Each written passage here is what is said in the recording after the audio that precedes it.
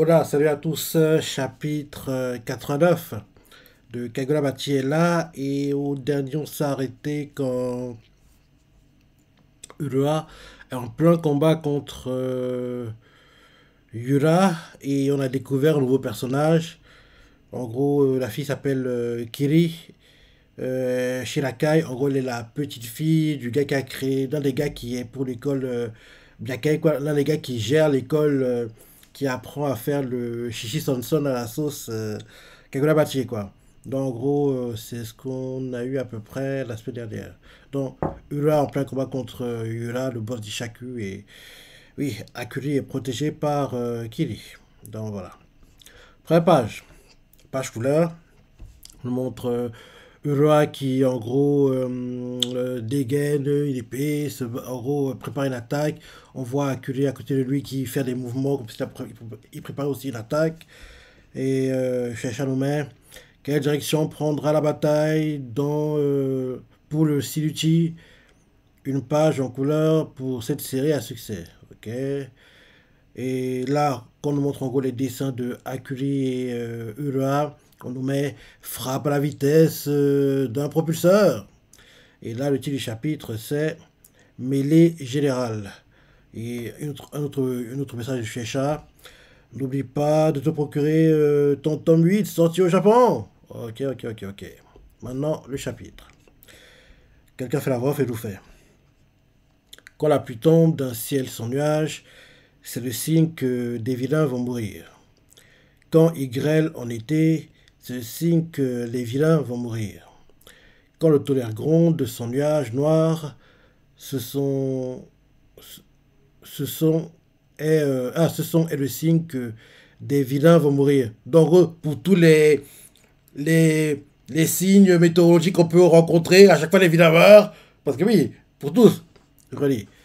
Quand la pluie tombe d'un ciel sans nuages, c'est le signe que des vilains vont mourir. Quand il grêle en été, c'est le signe que des vilains vont mourir. Quand le tonnerre gronde sans nuages noirs, ce son est le signe que des vilains vont mourir. Toutes ces superstitions liées à la météo sont le fruit d'un déchaînement d'un seul mauvais garçon. Âgé seulement de 20 ans au moment de la guerre, il s'est fait un nom reconnu comme un jeune sabreur du niveau de Samura, la légende. Ancien manière du sabre ensorcelé Kuregubo Ibuki Misaka. Il y a 3 ans, au moment où Kureshige Kuira était froidement éliminé, un assassin s'est également rendu chez lui. Mhm. L'ennemi était seul. Et au terme de ce duel, le héros Misaka perdit la vie. Ah. C'est... Et là derrière on nous montre l'un des potes de Shiba, quoi. Le pote de Shiba qui est dans les Kaminabi. Comment il s'appelle déjà comment il s'appelle déjà? Azami, je crois. Ouais, je crois que c'est ça. On nous le montre et il se dit dans sa tête, c'est exactement comme le jour où où la forge de Okira a été prise d'assaut. Un assassin en armure. Il est continue à se dire dans sa tête, mais d'après ce que je vois cette fois, mais d'après ce que je vois, cette fois n'est qu'un pantin manipulé grâce à la sorcellerie. Son véritable corps se trouve ailleurs. Mhm. Et là, on change de point de vue, on voit quelqu'un qui est vers un kiosque, qui veut commander un truc apparemment. Et, euh, et là, on nous montre d'autres gars, un gars qui est en train de parler et il fait vraiment balèze les écouteurs. Je peux pas espérer l'affronter avec un pantin. Ah, donc on nous montre le gars qui contrôle le pantin contre qui il s'est battu Azami. Et là, on voit quelqu'un qui passe vers le kiosque et il voit la personne à la réception et le gars fait un paquet de clopes et du boulot, s'il te plaît. Et là, on voit que quand en gros, le gars demande les cigarettes, quoi, qu'elle arrive au kiosque, à côté de lui, il y a un gars qui parle, qui fait le gros. Ah non, il y a la radio, quoi. En gros, il est vers le guichet au kiosque et le gars qui, en gros, au guichet, quoi, pour en gros ne pas s'ennuyer, quoi, qu'en gros il attend les clients. Il a mis la radio apparemment, ou la télé. En gros, on entend des sortes d'informations, quoi. Ça fait le groupe C'est une caille cherche des gardes du corps. Et là, le gars qui va acheter des cigarettes fait ah merde, t'aurais pas du feu? Et là, on voit quelqu'un qui s'approche de lui, qui fait je vais te l'allumer. Et la personne qui s'approche de lui, c'est la personne qui manipulait le pantin contre qui Azami s'est battu, quoi. Et le gars qui bon le feu, quoi, pour la cigarette, fait oh merde! Et là, le gars qui manipulait le pantin, quoi, dégaine son épée. Et en gros, il dégaine les rengaines, quoi. En gros, il le fait tellement vite que ça brûle le bout de la cigarette et en gros, ça crée du feu, quoi, entre guillemets. Et le gars qui demandait la cigarette fait si.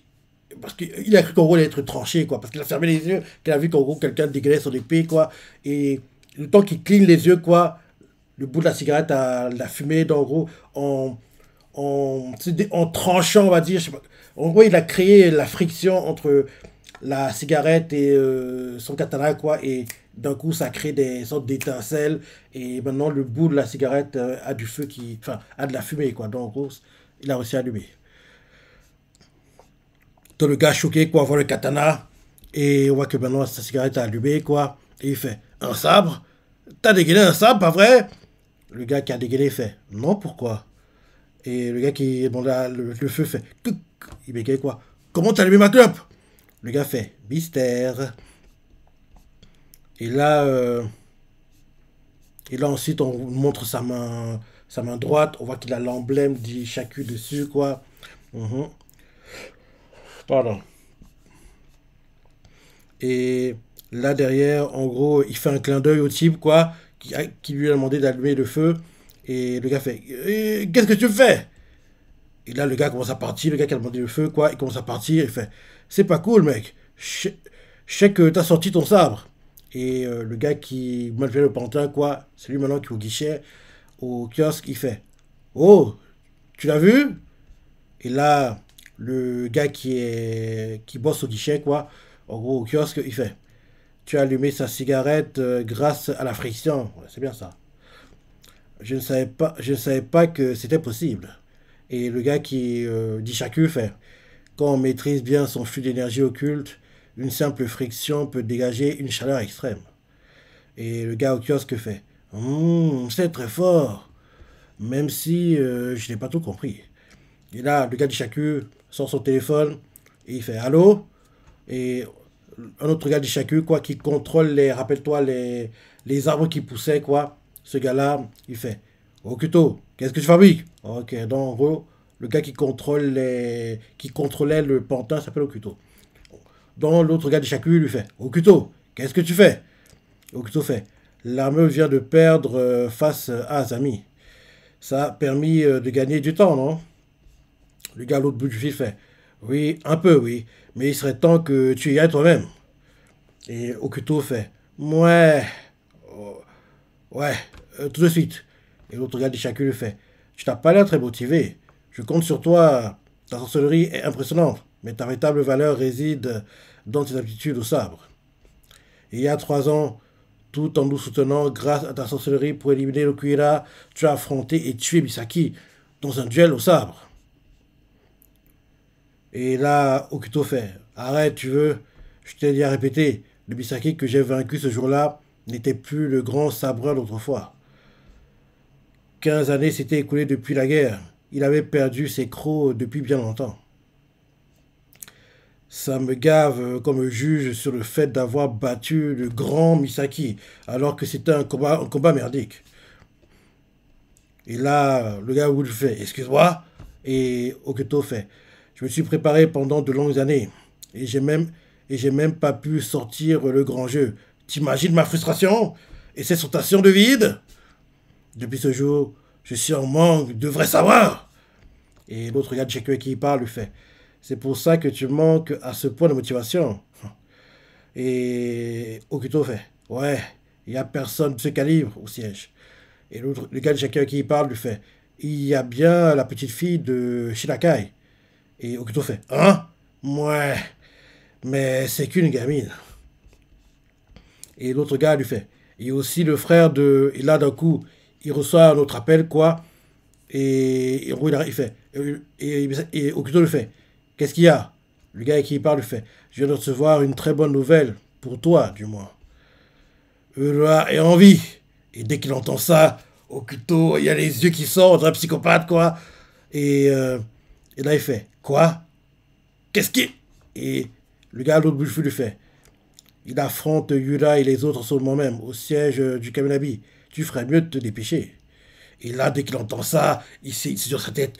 Urua, urua, urua. On le voit qu'il y a les veines qui sortent dans les yeux. Il a l'air comme possédé parce que, en gros, c'est comme un drogué qui, en gros, est en manque et voit que la drogue est là, il peut enfin l'attraper. C'est un peu le délire, quoi. En gros, c'est un gars qui. Parce qu'il a même des. Il transpire même, quoi. Donc, on comprend que oui. Là, c'est le moment pour lui entre guillemets, de soulager son manque, quoi, entre guillemets. Parce que oui, là, il a un manque de combat. Et là, il a enfin trouvé un adversaire digne pour lui, entre guillemets. Donc, en gros, c'est ça. Donc, en gros, derrière, il dit au revoir, en gros, à la personne qui bosse au kiosque. En gros, il fait, à plus, jeune fille. Il fait un bisou, quoi, comme ça. Et la mamie lui fait, flatteur, va. En gros, elle fait genre et tout. Elle est gênée que, en gros, il lui parle comme s'il parlait à une jeune fille, quoi. Que oui, la personne qui tient le kiosque, c'est une mamie, quoi, entre guillemets. Non. Après ça, on change de point de vue. On nous montre siège du Kaminabi, troisième sous-sol, salle d'entraînement. On voit quelqu'un qui, en gros, porte un casque, écoute la musique. Et en gros, la musique, c'est Mitsuhide Akitagi. Et le nom de la chanson, c'est Je vais te crever. Ok. J'ai hâte d'entendre ça quand on aura l'animé. Parce que j'ai hâte de voir. Je sais pas si c'est une vraie chanson, mais c'est pas une vraie chanson. Je me dis que forcément, ils vont recruter des chanteurs pour chanter une chanson avec le délire de je vais te crever, quoi, entre guillemets. Donc le gars écoute la musique, quoi, de Mitsuhide Akatagi. Attends, je vais regarder quand même, par curiosité. Mitsuhide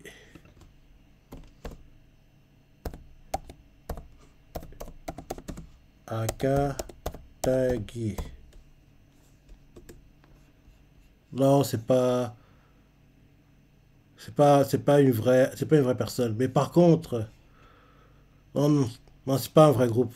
C'est pas un vrai groupe.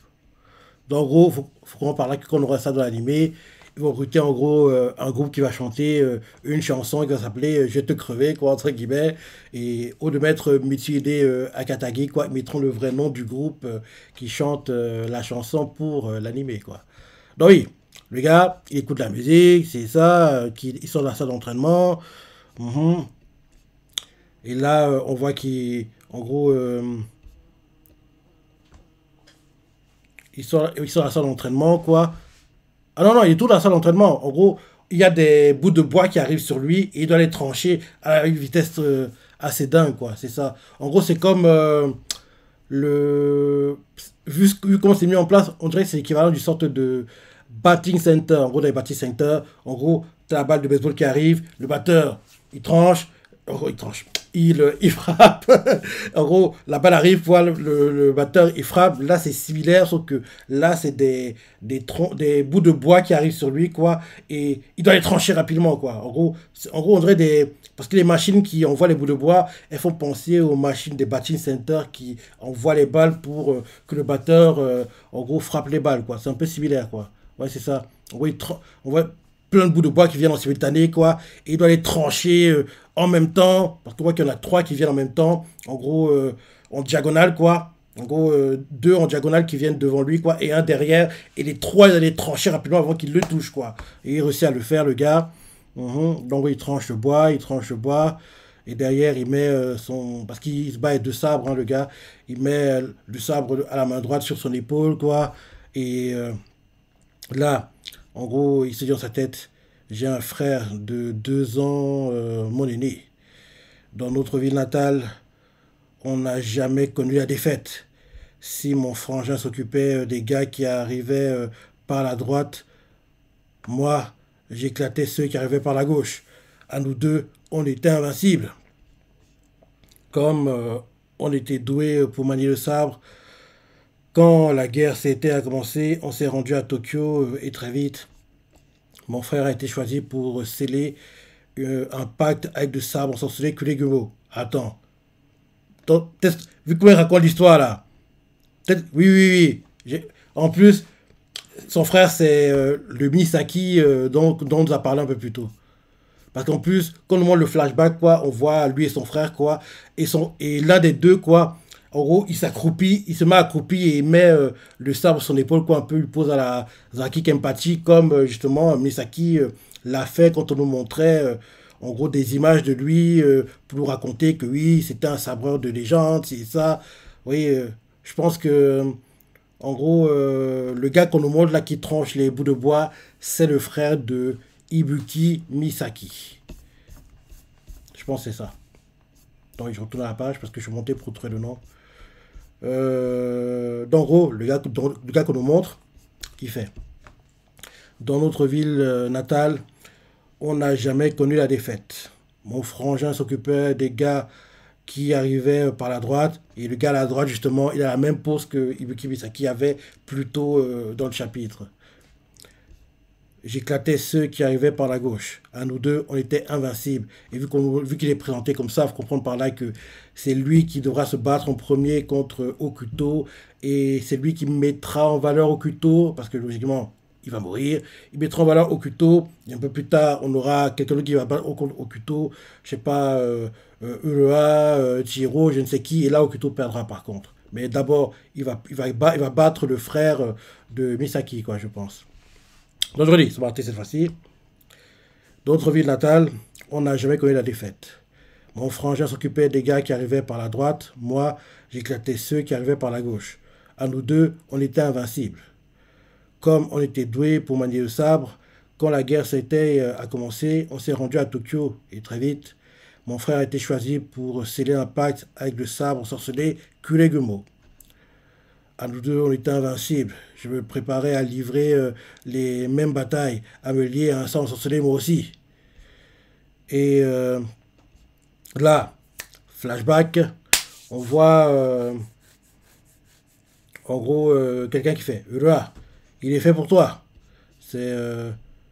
Et en gros, on voit que dans le flashback, le gars qui aurait aimé récupérer un sabre, en gros, a été devancé par Ura apparemment.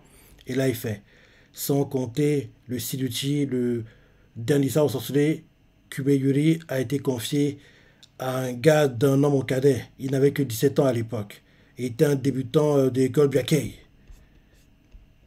Mon frère m'a dit que c'était comme ça, qu'on n'y pouvait rien. Que ce monde était sans pitié dès qu'on montrait la moindre faiblesse. Nos chemins sont séparés. Après la guerre, mon frère a arrêté de se battre. Puis, il y a 3 ans, il était assassiné par Ishaku. Parce qu'il était devenu faible. Il s'est fait éliminer sans pitié, c'est comme ça. Moi, je ne suis pas comme mon frère. Depuis la fin de la guerre, depuis la fin de la guerre, il y a 18 ans, je n'ai jamais détourné les yeux de l'art du sabre, pas un seul jour.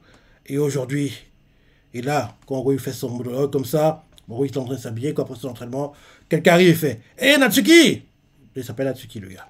Et Natsuki, il enlève son casque. Il fait « Hein ?» Le gars qui lui parle fait « T'as pas écouté la radiodiffusion? L'état du jour, ça a été déclaré !» Et Natsuki fait « Qu'est-ce qui se passe ?» Le gars lui fait « Des intrus ont pénétré l'aile ouest du 5e sous-sol. C'est Ishaku !» Et là, flashback à nouveau. On le voit qu'il va voir le cadavre de son frère. Il fait « Merde, frangin !» Et là, on voit le gars qui a donc sa nouvelle comment il s'appelle déjà? Natsuki. À Natsuki, il fait « T'es prêt ?» Et là, en gros, on voit Natsuki qui fait « Je n'ai besoin de rien de plus. » Et il fait « Je me prépare depuis bien longtemps déjà. » Et là, on nous le présente officiellement. Kabudabi, commandant de l'unité, sous les ordres de Togo, Natsuki Misaka. Et là, ça fait du chapitre! Oh! Et là, on nous met de quoi cet homme est-il capable? Point d'interrogation. Et là, c'est la fin du chapitre. Ok. vu, vu comment il a été introduit, il sera l'adversaire qui montrera le niveau, le vrai niveau de, ah, j'ai oublié le nom. Comment il s'appelle déjà? Le vrai niveau de... Comment je l'appelle déjà? Da, da, da. C'est qui déjà? Il montrera le vrai niveau de Okuto. Donc oui. Parce que il a l'introduction d'un no-name, hein. Même si on nous le vend comme un gars qui assure, l'introduction qu'il a eue, c'est l'introduction de no-name qui est censé... en gros, un jobber, quoi, comme on dirait au catch. En gros, les jobbers au catch, c'est les gars qui sont utilisés pour mettre en valeur la personne que la direction, en gros, ceux qui dirigent la fédération au catch, quoi, poussent vraiment, quoi. Donc, en gros, le gars reçoit des coups, il doit les vendre comme si c'était des coups dévastateurs. En gros, exagérer les choses pour qu'on... Non, ce gars, c'est un tueur. En gros, c'est juste qu'il exagère les coups qu'il reçoit pour, en gros, mettre plus en valeur le gars contre qui il se bat, quoi. Donc, je me dis que Natsuki est censé être le jobber pour mettre en avant Okuto, pour que derrière son futur combat contre Urua, Chihiro, je ne sais qui, quoi, ou bien peut-être même Azami, quoi, parce que oui, c'est lui qui contrôlait les pantins contre qui Azami se battait, soit entre guillemets mieux vendu et mieux vu, quoi. Donc, comme ça, quand ces personnes-là le battront, qu'on se dit, ouais, faut pas oublier, hein, il a battu Natsuki, le frère de l'ancien détenteur d'un sabre, en gros, pour un peu le mousser, quoi. Mais oui, Natsuki a une introduction de données, mais il va mourir. Il va mourir. Non, oui, bon chapitre. Et oui, en gros, c'est un peu, oui, c'est un jobber, quoi. En gros, il est censé mettre en avant Okuto prochainement, pour qu'en gros, on se dit que oui, Okuto, c'est un tueur, le gars. Il est injouable. Du coup, derrière, quand on voit ça, on se dit qu'il est injouable. Quand il y aura un combat contre Azami, je pense. Contre Azami, on se dit non, c'est un combat équilibré. Tout ce qu'il a fait plus tôt à Natsuki, un gars quand même important dans les Kaminami. C'est un peu le délire, quoi. C'est un peu le délire. Donc, bon chapitre. Bon chapitre, ça a pensé. Si comment t'as adoré, laissez commentaires. Ah oui, j'ai oublié. Le manga en pause la semaine prochaine. Le manga revient le 17. Le 17. Là, il est en pause la semaine prochaine. Donc, dis-moi ce que tu as pensé. Est-ce que tu as bien aimé ce chapitre? Les parties que tu as préférées? Laissez tes commentaires, like et. Allez, salut!